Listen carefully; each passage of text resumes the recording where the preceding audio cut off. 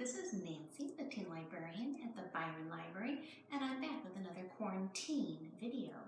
This week we are cooking, so I am back in my kitchen, and we are going to be making a pumpkin muffin found in the book Mug It, Easy and Delicious Meals for One by Pam McElroy. This also can be found on the Hoopla app, but it is in our teen nonfiction area. And we are going to be doing the recipe found on page 48. So the ingredients that you are going to need today are, you're going to need pumpkin. Canned pumpkin is fine. You need baking powder, an egg, vanilla, salt. The recipe asks for pumpkin spices, and I don't have that, but normally cinnamon and nutmeg are in it, so I'm going to use that instead. And then we're going to be having some flour. And you're going to want some chocolate chips, which are technically optional, but of course you're going to want it.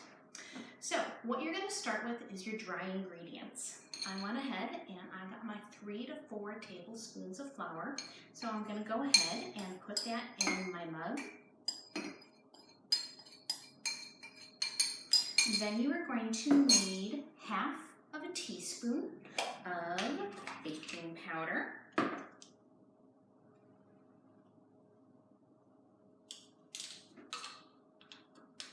You want to make sure you level it.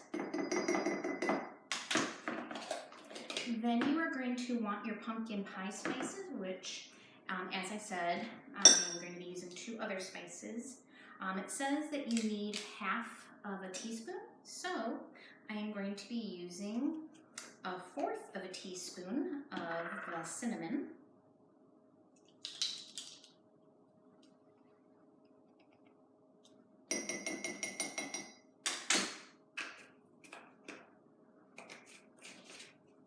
and then 1/4 of a teaspoon of my nutmeg,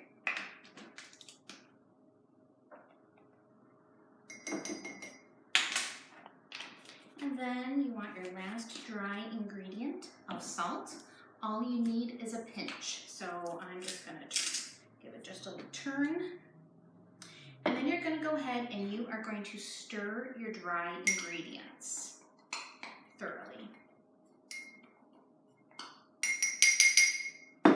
Then you're going to want half a cup of the canned pumpkin, which I already set aside in my cup, a half cup that is. So I'm going to go ahead and put that in.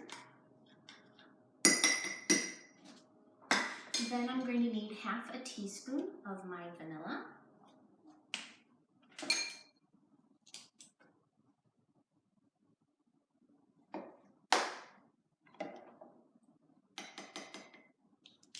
And then I'm going to want that egg. So I'll go ahead and I'll crack it in. So now you have your wet ingredients on top of your dry ingredients, and it's going to take a while to stir because you really have to stir in and get those dry ingredients mixed in well with those wet ingredients that are on the top. So it's going to take longer to stir than you think because you don't want a pocket of dry ingredients when you're cooking your muffin in the microwave. So you can see that I'm getting it pretty thoroughly stirred up now. And then once you have these ingredients thoroughly stirred, it's the time to add your chocolate chips, which technically are optional.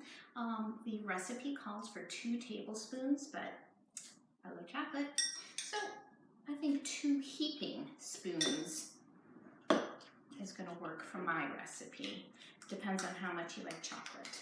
So once those chocolate chips are thoroughly folded into your pumpkin mix, then it is time to microwave it. It takes 2.5 minutes to microwave, so we're going to skip that step. You just know that you put it in the microwave for 2.5 minutes. If it's not to the texture that you want it, then you would just do another 30 seconds. And you'll be surprised at how high it rises because of the baking powder when it's in the microwave. So it will get higher than your cup as it's cooking. But then when you take it out, it will sink down a little bit. And here you go, a delicious pumpkin and chocolate muffin in a cup. Enjoy.